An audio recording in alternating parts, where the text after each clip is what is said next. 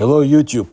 Once again, I want to take you to Yakutia, that very, very interesting part of Russia. Fascinating, full of paranormal phenomena and unusual phenomena too, and very, very strange stories. Let me start with diamonds. On the territory of Yakutia, there are kimberlite pipes. There are about 1,000 pieces, which contain 90% of diamonds in the world. All Yakut pipes are of the same shape, in the form of a glass on a stem, and scientists cannot explain such a similarity yet. The largest mine in Russia, Mirny, is also located in Yakutia. Currently, quarrying of diamonds has been stopped, and mining is carried out by underground workings. But the size of the Mir quarry is impressive, 530 meters deep and 1,100 meters in diameter.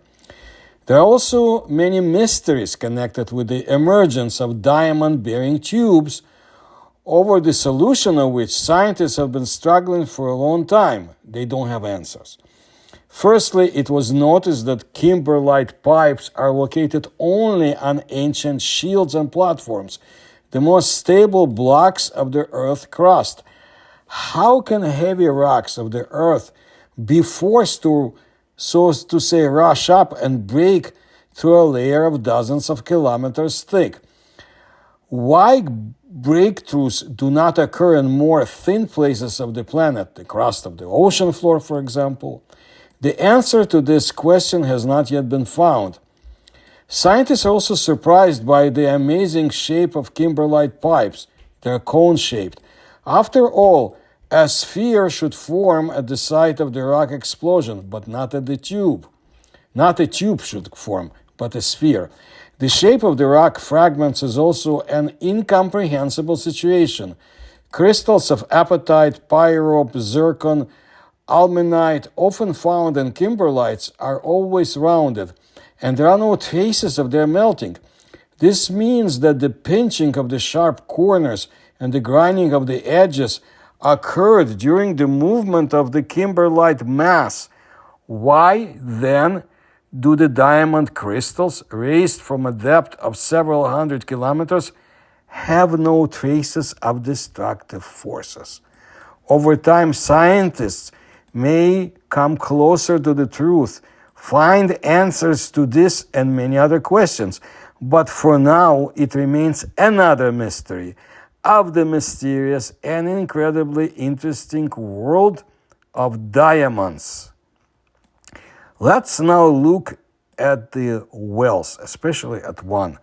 In Russia, the average depth of wells is from 4 to 10 meters. There are also deeper holes, so to say, 30 meters.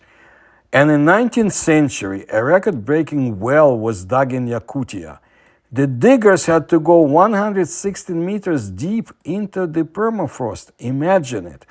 In 1827, the Yakut merchant Fyodor Shergin decided to dig a well on the territory of his estate. He believed that it would be easy enough to get to the aquifers. It would be enough to overcome 15 meters. Since then, there was an acute problem with the drinking water in Yakutia. So Fyodor Ivanovich Shergin boldly set to work to solve it. Before the winter of 1828, he went as deep as only 12 meters, as he had to cut permafrost. By 1831, the merchant had already gone 32 meters deep, which is where he decided to stop. His project was becoming too expensive with every meter.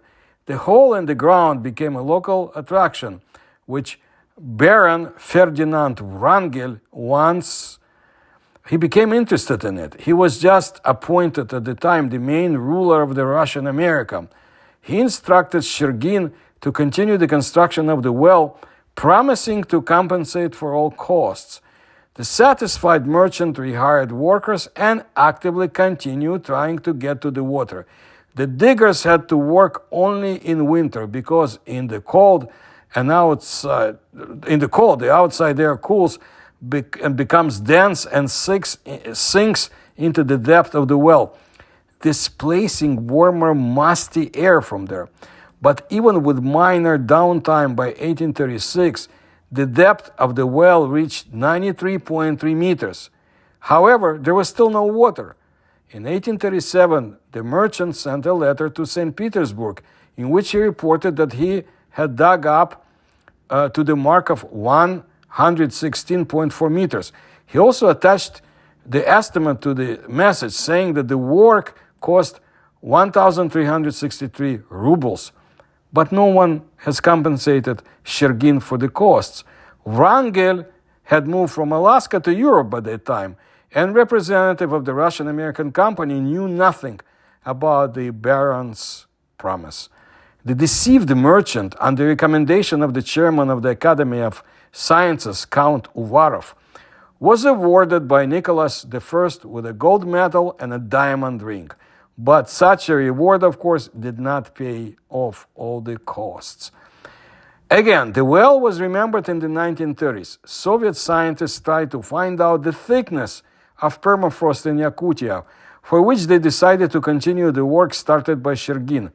By drilling, the specialists went deeper by another 24 meters. The water never showed up, and therefore they decided not to touch the 140-meter well anymore. Later, scientists found the permafrost layer in the Yakutsk area is about 600 meters. Consequently, the attempts of both the merchant and Soviet specialists were doomed to failure, since they did not overcome even half of the way. But 116 meters dug by hand became a Russian record, and Shergin mine is a tourist object with the status of historical monument of regional significance. Now, a sad story, and in a way, a dangerous story too, about the dangers that are out there. In the middle of summer of 2019, the Oymyakon court in Yakutia's province found guilty two illicit diggers of illegal archaeological excavations. They conducted excavations in the vanished city of Zashiversk in the Momsky district. What attracted them to the ghost town that was killed by the smallpox virus, and why, according to experts, such expeditions can be dangerous for millions of people, you will learn today. Zashiversk on the Indigirka River was founded by Russian Cossacks in 1639. This prison town, basically, that's how it was founded, became an outpost of the development of the Russian pioneers of the lands located along the Indigirka River. The Cossack settlement was based on a large peninsula, about 5 kilometers long and 1.5 kilometers wide, opposite the left tributary of the Indigirka, the Kalyadin River. The new settlement was not to the liking of the local combative Tungus tribes at all. You see, the Kazakh expeditions for the yasak, or the tribute, or the tax, were nothing but robbery, just like the conquistadores in South America. And the Tungus warriors, from time to time, getting together, wanted to deal with the newcomers. To successfully fend them off, the Zashiversk residents in 1676 built themselves a wooden fortress in the center of the city, the only fortification on the Indigirka with a permanent garrison, which was responsible for the order and collection of the yasak, or the tribute tax, on a very impressive territory from Yana to Kolyma. Zashiversk, standing at the crossroads of water and land routes or itineraries from Yakutsk to Kolyma, gradually grew and turned from a military into a peaceful provincial town of those times, with a church, fairgrounds near the city hall, treasury, and other joys of civilization. Moreover, the town was quite famous among hunters of the entire Arctic and the merchants of the entire eastern Siberia. So the latter came to the town to the annual fair for such goods of their period as furs, mammoth tusks, and walrus tusks, bone, bringing dishes, fabrics, jewelry, food, and tobacco, etc. for exchange. with the natives. In 1783, Zashiversk was approved as the district town of the Zashiversky district or uyezd.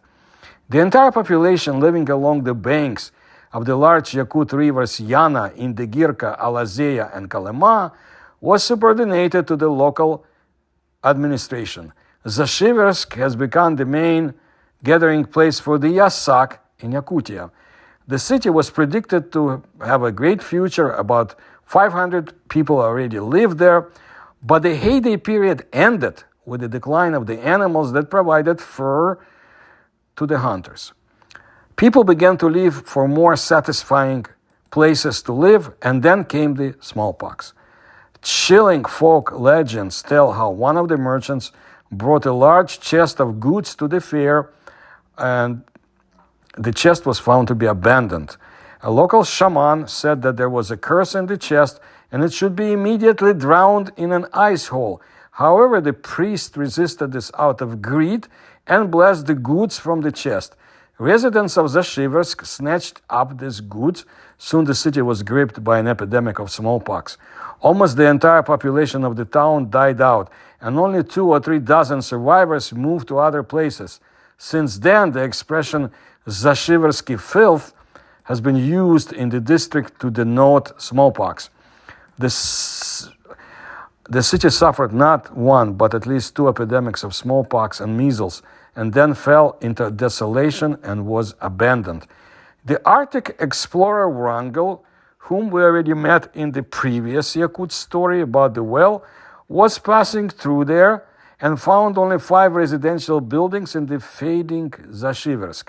Scottish traveler John Cochrane wrote, "The blood froze in his veins when he finally saw this place. He has never seen such an infinitely sad picture."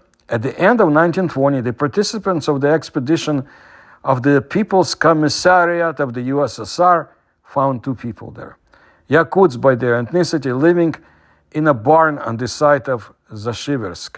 They were the fisherman Mitrey Sleptsov and his younger sister Yevdokia Fyodorovna Sleptsova. A few years later, Sleptsov died. His sister moved to a place called Tegurek. Sleptsova said that they were the last residents of the town. Zashiversk is a very attractive place for archaeologists, but as prudent people, they do not particularly strive to get there. And indeed, why? When there are no less interesting and much safer objects for scientific research. In addition, a large archaeological expedition of the Siberian branch of the USSR Academy of Sciences already worked there in 1969-1971. But there is one mystery in this fact. 2 years of work on such a huge object as an abandoned town is nothing for archaeologists. Why were the surveys curtailed so quickly? There are rumors in the scientific community that during the excavations, some of the participants contracted smallpox spores and died.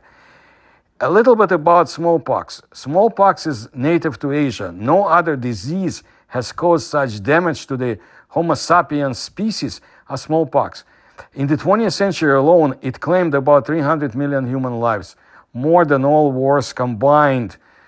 There are 2 subspecies of this virus, fatal to humans. Its mild form is fatal for 20% of those infected. The severe form, the so-called smallpox, kills up to 90%. And even after the invention of antibiotics and many other drugs, it carried away more than 40% of those who became ill.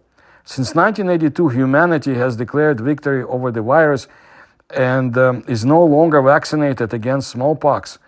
Smallpox viruses are very hardy and can be stored for a long time. There are cases when people became infected from the clothing of the deceased several years after the death of those people. And in fact, no one knows how long virulent forms can be stored in permafrost. According to the famous local historian Alexander Dyakonov, who has experience in archaeological excavations of the Kazakh settlements of that period, permafrost sometimes presents funny jokes. For example, a food cloth pulled out of the excavation, thawed in the sun, began to exude such a strong Kazakh spirit or smell that it was impossible to be near it, at least within a radius of 5 meters. During the excavations, one of the young trainee archaeologists came under strict quarantine. Before that, he found a mammoth bone comb, washed it in water, and combed his hair. The unfortunate man was thickly covered in lice in the middle of the taiga, literally a day later, and viruses are much more tenacious than commonplace louse. Ruslan Vasilyev, chairman of the Yakutia Republican branch of the All-Russian Society of Monuments, shared with the Russian media some details of the capture of the so-called illicit diggers in Zashiversk. According to his information, the grave robbers, or robbers of antiquity, were not even locals but seekers of mammoth fauna, who came to the central regions of the republic and claimed that they incidentally decided to poke around in the ghost town. Judging by the fact that they were armed with a metal detector, which is completely useless for detecting tusks, they were preparing for Zashiversk with knowledge of the town. Environmental inspectors noticed them on the spot and started asking them uncomfortable questions. The diggers just laughed at them and told them to go about their own business. The inspectors in turn got angry and turned to the Department for the Protection of Cultural Heritage Sites in the Sakha or Yakutia Republic with the question, what can be done? They consulted in detail there, and the next time the nature conservationists already arrived with the police and drew up the act according to all the rules, which ended in court. Viktor Dyakonov, candidate of historical sciences, also expressed his opinion about the illicit diggers. The problem they represent is long overdue. For example, there are virtually no monuments of antiquity left near Yakutsk, where the presence of the representatives of the underground business would not have been noted. Their footprints are everywhere. The trouble is that they tear the artifacts of antiquity out of the general context of historical reconstructions, which archaeological science strives for. And any archaeologist has an understanding of how to work safely during certain excavations. Illicit archaeologists can really, through their stupidity and greed, open a Pandora's box capable of destroying millions of people, which is true.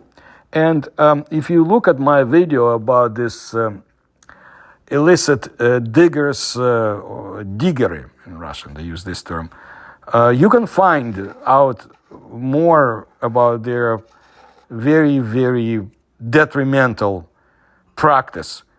And it's a problem. It was a problem in Ukraine, and I will talk about one very interesting island in the future.